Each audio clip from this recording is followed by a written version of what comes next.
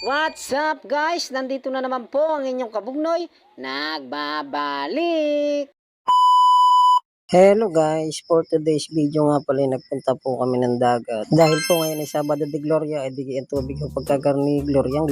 Napakasarap po ng tubig na rin, lalo na sa mga bagong tuli ay sigurado ho galing agad pihong-pihaw. Ay wari ko pagkakadami hong taong naliligo ngayon sa dagat ay hindi ho magkamayaw, ika nga. Sabi ko nga ho sana ay gabi-gabi pupunta ay wala ho magagawa at ika nga ay rin mahibiglaan din lang, wala ho sa plano. Gawa ni Uti Rodyan ho, akala ko lang nagbibirot kami magkainom kagabi. Kaya sabi sa akin kung gusto ko daw magdagat kami pupunta, ay sabi ko siyempre hoy lasing, ay di niya sabi nga sa akin ay kung totoo daw, akala ko naman nagbibiro lamang ba, ano gat madaling araw hoy pani ang tawag sa akin at tuloy pala ho kamay, anong gagawin ho, ay di aret bangon niya si Kabugnoy kahit medyo tinanghali na ho, at magdating ho namin diyan ay di titingin muna ho kami dito ng may ulam at wala naman ho kami kadala-dala miski isang pagkain ho, ay ayun ga naman ho usapan ho namin saglit lang ho kami dito, ay ayaw naman ho pumayag ni Uti Rodyon, ang gusto daw ay kami hanggang hapon, ay ano pang magagawa ng inyong Kabugnoy pagkagayaw, ay di aret kami nagbili na nga ho din na isang tambakol na malaklaki, di kasarap na rin pagka naihaw, ay sigurado ang busog. Ay mahirap nga pala biruan isa natin Kabugnoy at talagang totoo nga pala, ayaw nang gayong usapan, basta sinabi,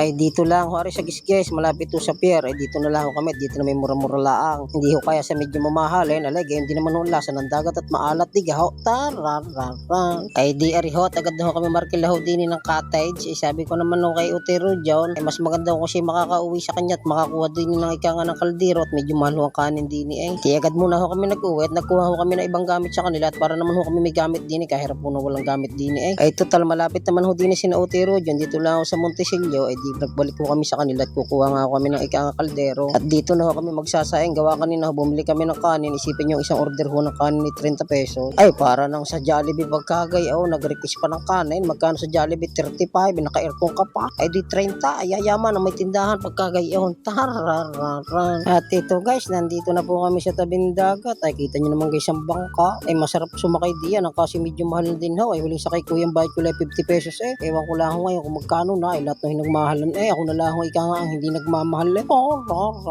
sira ulo nga rin na si Kabugnoy, ikakasal na lahat eh, sari-sari pang nalalama, napakadrama mong tao pa, kitang-kita naman kung gaano ka po ganyan yung Kabugnoy niya, ay pagkakaalat pala ho ng dagat, ngayon ko lang ho nalasahan,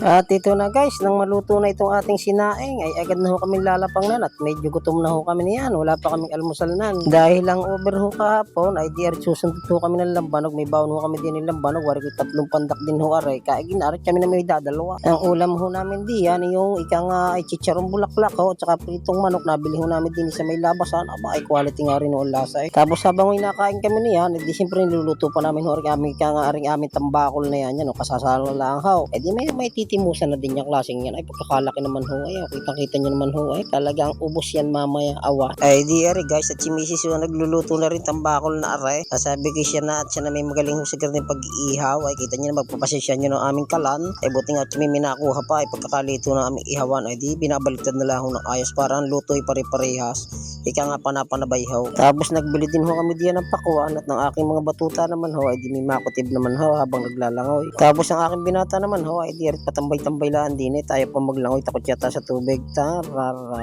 joke lang ho, at medyo mainit pa daw at maya daw siya lulublob at tarihaw at amin nagawa na ng sausawan din eh, at para pag natapos yung aming niluluto din ng malaking isda, ay di kami may sausawa. Tapos nagbili nga pala kami dyan ng 1 kilong longgan, masarap din ho, lasang beer ang lasa, rin natitikman ko lang ho pagkapapasko, ay nakita ho kami dito nung nagtitinda, di agad bumili ho si Mrs. at paborito daw ho niyan yan, longgan, kasama ho lang namin diyan, rin mag-anak lang ho ni Rodyon, yung kanyang asawa at saka yung kanyang nag-iisang anak, tapos sumama din ho yung kanyang isang bayaw at saka isang kanyang kapitbahay, ay di ho, at medyo mahihiyain pa nga, pinapakuha ho namin ng pagkain, ay yung hiya pa ho, sabi ko wala nang hiya pagkagayan, ay kainan, tararara, ay di ho, mga batuta, talaga nagkakainan na ho din eh, medyo napagod yata ho paglalangoy, yan, nung itim na naman, mga ulit ba na naman, nangingitab na naman aking dalaga, tsaka isa kong pamangkin ho diyan, ay di kasama nga ho namin, at sabi nga ho namin saglit lang, ay nung malaman ho ng mama, ay ayaw na, magagawa, ay nandini na, tibo nga naman guys, kung kailan wala sa plano, abay saka natutuloy, maganda pala pagka walang plano, talagang dali kung dali, wala nang hiya-hiya, ay di at kami nagkuha pa ho ng tubig din eh, tapos may maliit yung speaker, at habang kami nagiinom maya-maya, di patugtugan naman ho na kaunti, inalimutan ko nga yung mic ko, di sana yung aking nadala, at ang aking mas si Uti Rodyon, ay pagdating pagdating naman sa pagkanta, aba ay number 1 ho yan, ika ay ayos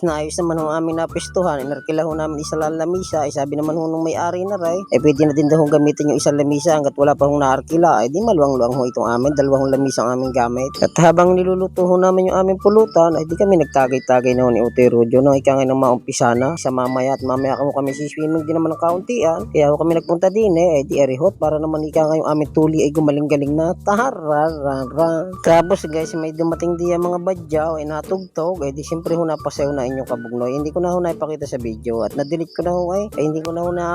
sama din sa aking video ito, ay pasisya nyo na ho. Ay nakita nyo naman ho siguro sa reels kung gaano kauto na naman inyong kabugnoy, talagang napasayaw nga di sa badyaw eh. Ay sa puntohong yan, ay hindi pa ho naluluto yung pulutan, ay ang inyong kabugnoy ho, ay di medyo tinatalaba na ho, ay kita nyo naman, tisoy na naman. Tapos medyo nabitin ho kami ng sa yelo, di si Utoy Rodio ho nagbili ng yelaw. Ay nagtaka ho kami, bakit ho 20 pesos ang isang piraso? Ay nako, ay nung makita ho namin, ay yan, laki pala ng yelong ikaw. Ay akala ko na ho ay timba na eh, tararara. Ay di arihot, agad na ho dinurog ni Utoy Rodio para naman ho magkasya ho dito sa aming lagayan ng tubig. Dahil pagka isasaksak ho yan, ay sa laki ho yan, ay baka magiba ho itong aming tubigan, pagkagarnay. Guys, counting montage muna tayo dyan. Music, pasok.